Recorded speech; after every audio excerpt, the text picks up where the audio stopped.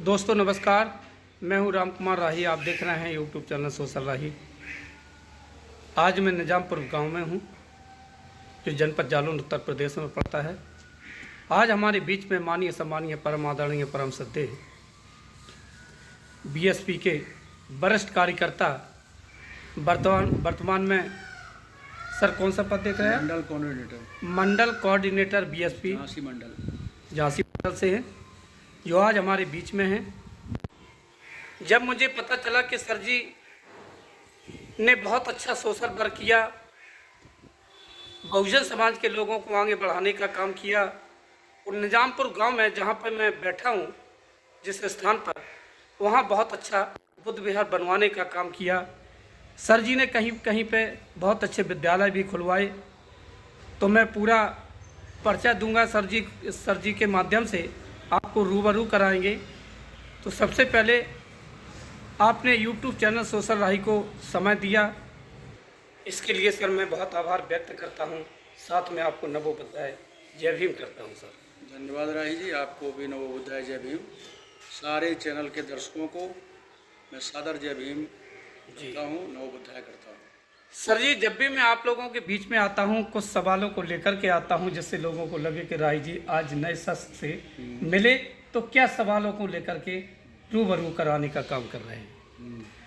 तो सर आगे हमारा क्वेश्चन रहेगा कि सबसे पहले तो शिक्षा पे जो आपने काम किया, तो शिक्षा के बारे में मेरे दर्शकों को बताने का काम करें। सर जी 1 मिनट रुक जाइए, बोलिए सर। राही जी, मेरा जीवन जो है झांसी में मैंने शिक्षा ग्रहण की जी, और मैं इंटरमीडिएट उरई से किया था, जीआईसी स्कूल से जी। उसके बाद झांसी गया, इंजीनियरिंग कॉलेज में मैंने डिग्री करी, और मैं 83 में जी मानवर साहब के संपर्क में आया झांसी में। 83 में? 83 में जी। तो 83-84 में जो है पहली बार वहाँ पे जो है रानी झांसी किले में जो आए हुए थे, वहाँ पे जयंती मनानी थी। उसमें कुछ हमको डिस्प्यूट सा था, और साहब के उन विचारों से हम इतने ओतप्रोत हुए कि हमने इस बहुजन समाज में काम करने की प्रेरणा ली जी। और प्रतिज्ञा की कि हम आजीवन, जैसे काशीराम साहब का जीवन था, वैसे ही सेवा करूँगा। और मेरी 88 में अपॉइंटमेंट हुआ उत्तर प्रदेश पावर कॉरपोरेशन में, उस समय राज्य विद्युत परिषद था ये जी। और मैं इंजीनियर के पद पे जो है पोस्ट हुआ अनपरा सोनभद्र में, बिजली पावर हाउस है जी। वहाँ पे जी। तो वहाँ पे मैं जब गया तो मैंने वहाँ देखा कि समाज के लोग, तब तक बाम सेब का निर्माण कार्य जो है बहुत तेज़ी से चल रहा था, और मानवर साहब इसको प्रचार प्रसार कर रहे थे बड़े स्तर पर। मैं उनका एक सिपाही था जी। और मैंने वहाँ बाम सेब की यूनिट गठित की। गठन करने के बाद वहाँ पे कार्य चल निकला, और वहाँ पे कम से कम 4 पावर हाउस एनटीपीसी के हैं जो सेंट्रल गवर्नमेंट के आते हैं, और 4 पावर हाउस हमारे थे यूपी के आते हैं, और 2 पावर हाउस जो है प्राइवेट में थे जो बिरला जी के थे। जी सर जी, आपने सर्विस के दौरान इतना काम किया? इतना तो मेरा 2 पक्ष रहे, एक रहा नौकरी जी। और एक रहा समाज सेवा। जी। और समाज सेवा में भी जो है हमारा दर्शन बाबा साहब डॉक्टर अम्बेडकर से प्रेरित होकर और मानवर काशीराम साहब से जो है शिक्षा ग्रहण की, और तब से मैंने जो है इस झंडे को, नीले झंडे को थामा और लगातार इसको पैरेलल चलाते रहे। जी। सोनभद्र में मैंने जो है एक स्कूल की स्थापना करी, गौतम बुद्ध पार्क बनवाया 12 एकड़ में, और एक जो है डिग्री कॉलेज वहाँ सर जी कहाँ पे बनवा? जिला अच्छा, सोनभद्र में। अच्छा, सोनभद्र में 12 साल तक जहाँ पे आप पोस्टेड थे? जहाँ पे पोस्टेड थे, जहाँ मेरा जो है कर्म क्षेत्र था जी, जहाँ पे मैं नौकरी करता था जी। और उस पूरे ऊर्जांचल के नाम से जो है फेमस है वहाँ। और वहाँ पे करीब जो है देश की 3/4 पावर हाउस है वहाँ पे, और जहाँ पे विद्युत उत्पादन होता है जी। अनपरा पावर हाउस बहुत बड़ा पावर हाउस है हमारे यूपी का, जी। जो पहले जो है सबसे पूरे उत्तर प्रदेश में नहीं पूरे देश में उसका नाम था कि पहली यूनिट 500 मेगावाट की वहीं आई हुई थी। जी। तो वहाँ पे जापानी लोग भी आए थे, और जापान बुद्धिस्ट के मामले में नंबर 1 है, और वहाँ पे राष्ट्रीय धर्म भी है हमारा। तो उनके संपर्क में आए, फिर उन्होंने जो है वहाँ के जनरल मैनेजर थे जो उनको ले गए हम अपना बुद्ध पार्क में, और उनका सहयोग भी हुआ, और क्षेत्रीय जनता का भी बहुत सहयोग हुआ। जी। और वहाँ पे जो है 12 एकड़ में जो है हमने बुद्ध पार्क बनवाया। जी। और बुद्ध पार्क के बाद एक सामने उसके डॉक्टर अम्बेडकर पार्क था, वहाँ पे जो है स्कूल की स्थापना करी। एक डिबलगंज गांव है, वहाँ पे स्थापना करी, और एक और गांव है जो वहाँ पे स्थापना करी। 3 स्कूल वहाँ पे चलवाए। जी जी। और वहाँ पे जो है ये स्थिति थी कि हम शादी नहीं करना चाह रहे। जी। और जैसे काशीराम साहब थे कि अच्छा सर, एक सवाल और आया कि आपने शादी वाली बात कर दी, तो आप पोस्टेड जब हुए तब आपकी शादी नहीं हुई थी क्या? हाँ, तब शादी नहीं हुई थी, मैं अनमैरिड था। अच्छा अच्छा। और मैं जो है जब वहाँ पे काम करते करते फिर वहाँ की जनता ने हमको नुमाइंदा बनाने की सोची, प्रतिनिधि बनाने की सोची। जी। उन्होंने कहा कि साहब आप बहुजन समाज पार्टी से चुनाव लड़ें। तो मैंने टिकट के लिए जो है काशीराम साहब से जो है कहा। काशीराम साहब ने दिल्ली बुलाया। जी। पैनल में मेरा नाम गया सोनभद्र से 2 लोगों को। तो वहाँ से उन्होंने कहा कि इंजीनियर साहब आप चुनाव लड़ सकते हैं, आप पर्चा दाखिल करके आएँ कि नहीं आए। तो मैंने कहा सर मैं तो नौकरी करता हूँ, मैं पर्चा दाखिल कैसे कर सकता पहले।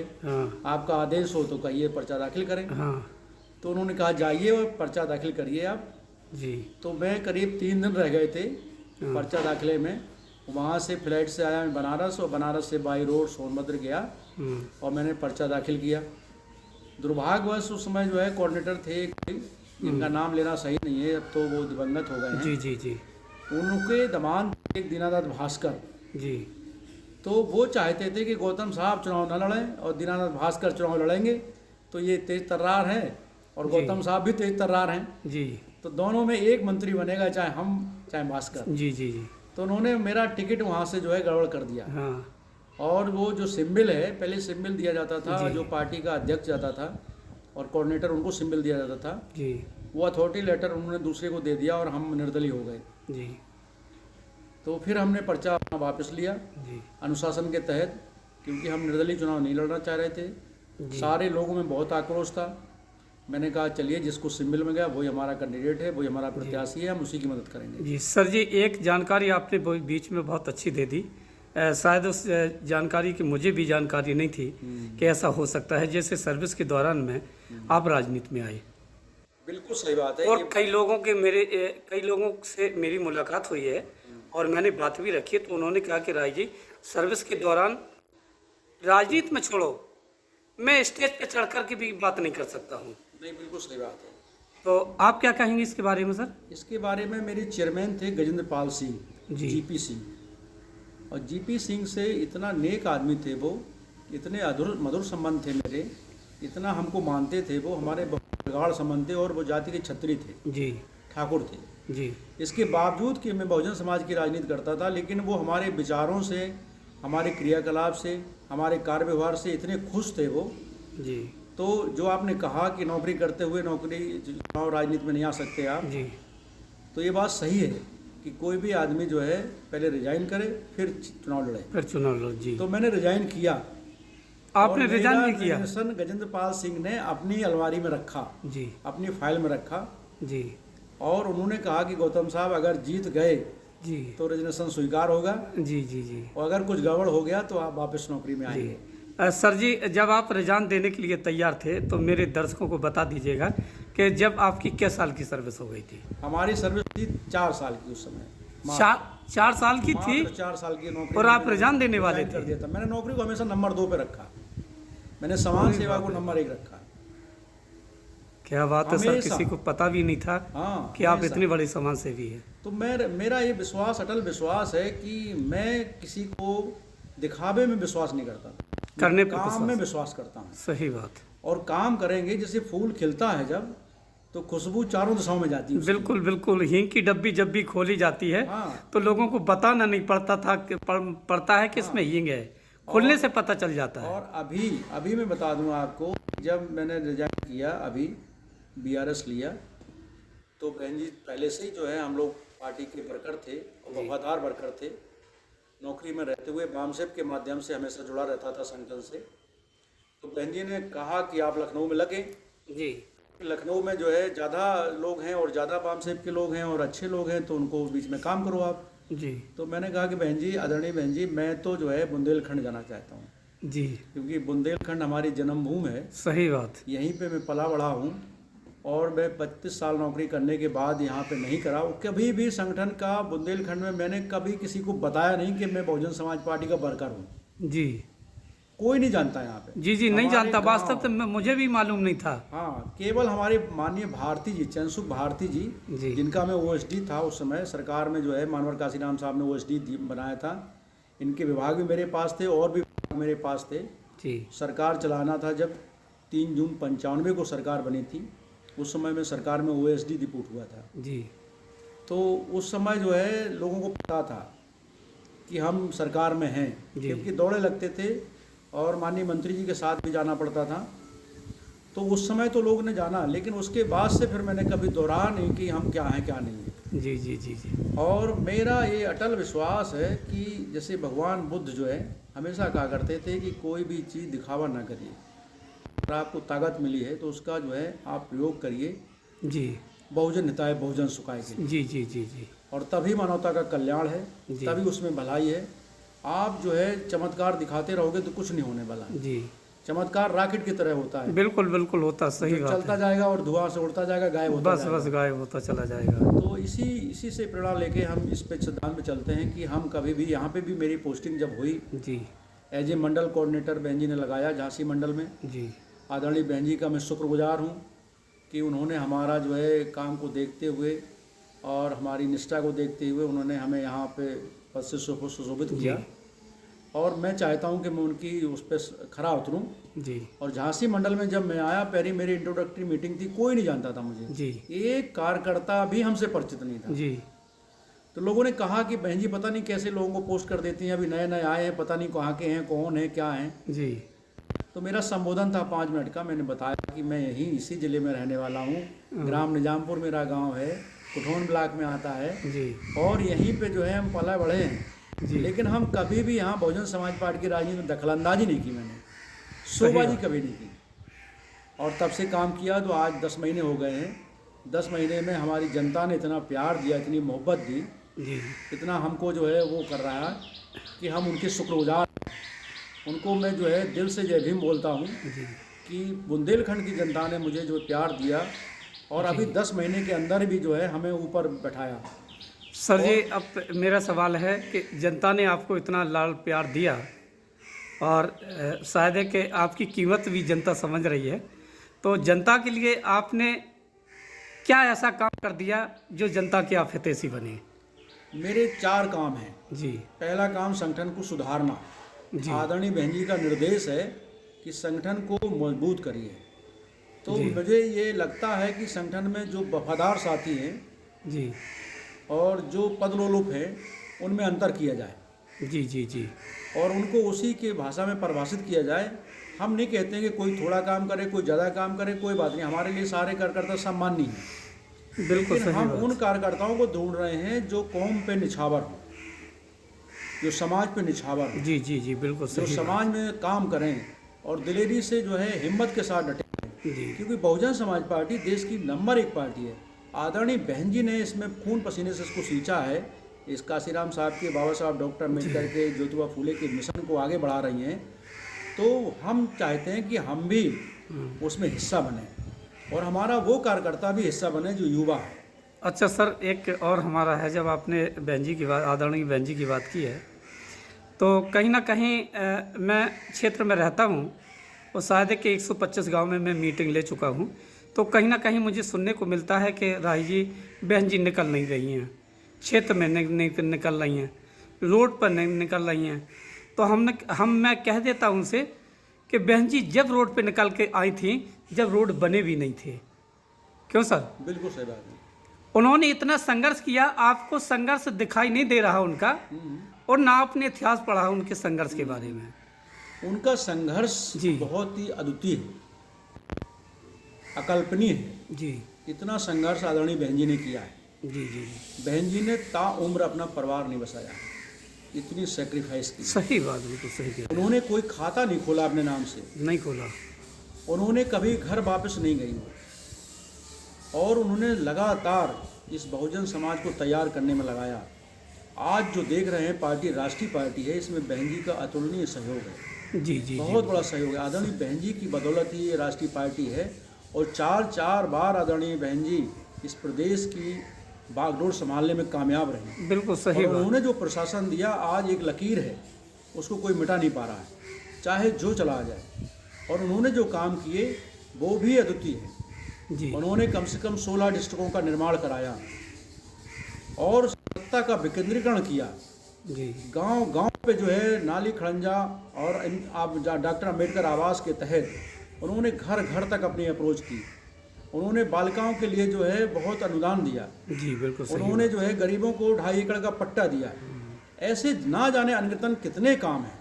अगर काम गिनाने लगे तो बहुत लंबी किताब बन जाएगी बहन जी। मतलब उन्होंने मजबूती से काम किया और है। बहन जी के बारे में जो कहा जाता है कि बहन जी निकलती नहीं है, इसमें प्रमुख कारण मैं बता दूं, 2 कारण हैं। जी जी जी बिल्कुल बिल्कुल बताइए। लोग कहते हैं, ये आपके माध्यम से ये बात जनता जाने, जी क्योंकि ये क्वेश्चन बहुत जी जी आम बिल्कुल क्वेश्चन है जो आपने किया, बहुत जी। इंपॉर्टेंट क्वेश्चन है कि आदरणीय बहन जी देश की नंबर 1 ऐसी नेता हैं जो जनाधार के मामले में सबसे सर्वोपरि है। जी चाहे जो हो, चाहे इस बार सत्ता दल का माननीय प्रधानमंत्री हों, उनके पास भी वो जनाधार नहीं है। अकेले दम पर जब पूरी पार्टी धन्ना सेठ, बड़े बड़े बसें, बड़े बड़े ट्रक और जनता को लगाया जाता है, तब कहीं भीड़ इकट्ठी कर पाते हैं। जी, यहीं जी। बुंदेलखंड में जब बुंदेलखंड एक्सप्रेस का उद्घाटन करने आए थे तो मैंने ब्लॉक में देखा कि ब्लॉक का कर्मचारी उनके लिए जो है पब्लिक जुटा रहा था, सही बात खाना है। जुटा रहा था। जुटा रहा था सही। आदरणीय बहन जी के साथ ऐसा नहीं है। बहन जी चाहती हैं कि रोड पे हम ना निकलें। रोड पे निकलने से करोड़ों करोड़ जनता हमें देखने के लिए रोड पे खड़ी हो जाएगी और उन जनता को संभालेगा कौन? जनता को कौन संभालेगा? कहीं ना कहीं नुकसान भी होगा। नुकसान इसलिए ज़्यादा हो जाएगा जी। क्योंकि इतनी सारी कैजुअलिटी हो जाएगी, जिला प्रशासन संभालते नहीं है। जब कहीं उरई में आती हैं बहन जी, प्रोग्राम के तहत आती हैं, तब जनता आप- बहुत उमड़ती है। कोई जगह ऐसी नहीं बचती है और पहले से ही जो है खड़ा कर दिया था कि अब पूरा भर गया है मैदान। जी, जी, जी, अब सर। आप जाइए। जी, तो जी। जितने लोग आते हैं उतने लोग जा रहे होते हैं रैली जी करके। जी बहुत बढ़िया सर। तो बहुत बहुत इसलिए अच्छी ये कारण जानकारी। बहन जी का प्रमुख कारण है। बहन जी कहती हैं कि लोग बाग जो है उनको बताओ, उनको समझाओ कि हम आपके बीच में क्यों नहीं आते हैं। आपके बीच में आएंगे तो जन समूह, क्योंकि इतनी प्रचंड जनता की वो नुमाइंदगी करती हैं, अब इस नुमाइंदगी को रिजल्ट में क्यों नहीं परिवर्तन होता है, ये भी क्वेश्चन है। सही बात। अगर इतनी बड़ी नेता हैं बहन जी, तो इसका कारण यह है कि हमारे वोटों पे डाका डाला जाता है, हमारे वोटों को बरगलाया जाता है, जी गुमराह किया जाता है। हमारे वोटों को जो है ईवी मशीन के तहत जो है कहीं ना कहीं जो है चीटिंग की जाती है। हमारे लोगों को कहीं ना कहीं गुमराह किया जाता है, उनको जो है तरह तरह से जो है जी। बरगलाया जाता है। तो ये बहुजन समाज की एक जो है विकृति है। हम इसको दूर करने के लिए कोशिश करेंगे, भरोसा भरपूर कोशिश करेंगे जी जी कि जी इस बीमारी को हम निजात पाएँ और बहुजन समाज पार्टी सबसे बड़ी पार्टी बने। और इस बार लोकसभा में ये होने जा रहा है। जी इस बार लोकसभा में ये होने जा रहा है कि इस बार बहुजन समाज पार्टी और भारतीय जनता पार्टी के बीच में मुकाबला होगा और पार्टियां तमाशा देखेंगी। बहुत बढ़िया बहुत बढ़िया प्रमुख सर। तौर पे हम जो है उनके सामने खड़े हैं। इसका उदाहरण, इसका एग्जाम्पल आपको दूं कि अभी नगर निगम के चुनाव हुए हैं, जस्ट नगर पालिका परिषद, नगर पंचायतों के चुनाव हुए हैं। जी उसमें आदरणीय बहन जी की सूझबूझ से और उनके सफल निर्देशन से, उनके सफल नेतृत्व से ये बात सामने आई कि जो पार्टी 13% वोट के लिए जो है गिनी जाने लगी थी, अभी लोग कह रहे 13% नहीं है, जी वो 24% से लेके 30% तक पहुंच गई है क्या बात है। इस समय। जी और समाजवादी पार्टी के 17 निगम निगमों में सब में जमानत जब्त थी। और भारतीय जनता पार्टी के मुख्यमंत्री, कैबिनेट मंत्री स्वतंत्र देव सिंह, पाठक जी, जो लोग जो है उनके मंत्री नुमाइंदगी थे, सब जो है जिलों में डीएम पे प्रेशर बनाए हुए थे कि कैसे कैसे हमें जीतना है। जीतना है। और गलत तरीके से उन्होंने, हम अपने जनपद की बात बताऊं कि नगर पालिका परिषद उरई को मैंने जीता, वहाँ पे हमारा अध्यक्ष जीता। कालपी में 108 वोट से जो हम जीत रहे थे, वहाँ पे हमको ज़बरदस्ती जिला प्रशासन ने जो है हमसे वो सर्टिफिकेट छीना। रामपुरा हमारी जीती हुई सीट, वो जी सर्टिफिकेट बिल्कुल छीना। बिल्कुल। कौच हमारी सीट, वो सर्टिफिकेट छीना। ऐसी हमारी सारी चीज़ें को जो है उन्होंने गुमराह किया। लोगों के सामने है प्रमाण, बहुत सामने प्रमाण, जबरदस्ती जनता जान वाले रही। सामने प्रमाण है। प्रेस मीडिया जो है आज भले ही कुछ न कहे, चाहे कोई कुछ न कहे, लेकिन जनता जानती है ये कि असली जो है ताकत किसके पास है। जी जी जी हमारे पास है या हमारे अपोजिशन के पास है। साथियों, इस इलेक्शन में जो है क्लियर हो जाएगा। और राही जी मैं बताऊं, इस इलेक्शन में आप देख लीजिएगा मुख्य मुकाबला Bahujan Samaj party versus Bharatiya Janata party, और भारतीय जनता पार्टी नंबर 2 पे रहेगी। जी जी, नंबर बिल्कुल 1 पे बिल्कुल, बहुजन समाज पार्टी होगी। कहीं ना कहीं उनको देखने में लग रहा है कि अगर मेरे विपक्ष में बड़ी पार्टी बनकर के खड़ी होगी तो वो केवल बहुजन समाज पार्टी होगी। उन्हें लग रहा है इस चीज़ का। बिल्कुल इसलिए होगी। देखिए ऐसा है कि ये बात कोई हवा में नहीं है जी ये बात मैं क्लियर बता दूं कि समाजवादी पार्टी के पास अल्पसंख्यक वोट है, जी उनका जनाधार जो है ये मुस्लिम वर्ग है। हमारे जो है मुसलमान भाई, इस बात को मैं कहता हूँ, जी और यही बात मैंने अपने जालौन ज़िले में प्रयोग की कि 2022 में हम जो है तीसरे नंबर पे क्यों रह गए। जी इसलिए रह गए कि उस समय जो है हमारे मुस्लिम भाइयों को लगा, मीडिया ने दिखाना भाजपा वर्सेस सपा दिखा के उनको लगा कि शायद समाजवादी पार्टी की सरकार बन रही है और हम अपना वोट समाजवादी पार्टी को दें। जी लेकिन हकीकत उलटफेर है। जी हकीकत में बताऊंगा आपको कि 1 करोड़ 20 लाख वोट बहुजन समाज पार्टी को मिले, जी 1 करोड़ 70 लाख समाजवादी पार्टी को मिले, 2 करोड़ 12 लाख भारतीय जनता पार्टी को मिले जो रूलिंग पार्टी बने। जी अगर हमको जो है ये अल्पसंख्यक समाज मात्र 15% वोट, जो हमको वोट डाइवर्ट मिलता था वो मिल जाता, जी तो हम जो है 80 सीट पे जीतते। और अगर 30% के आसपास वोट मिलता तो हम 212 के आंकड़ा पार कर जाते बिल्कुल कर जाते और हैं, हमारी सही एब्सोल्यूट मेजॉरिटी बनती। जी तो मुस्लिम भाइयों को लगा कि ये बात हमसे गलती हुई है, तो इस बार लोकसभा चुनाव में वो गलती सुधारेंगे अच्छा, और अच्छा, सुधार रहे हैं। और उन्हें लग रहा है कि जिसके पास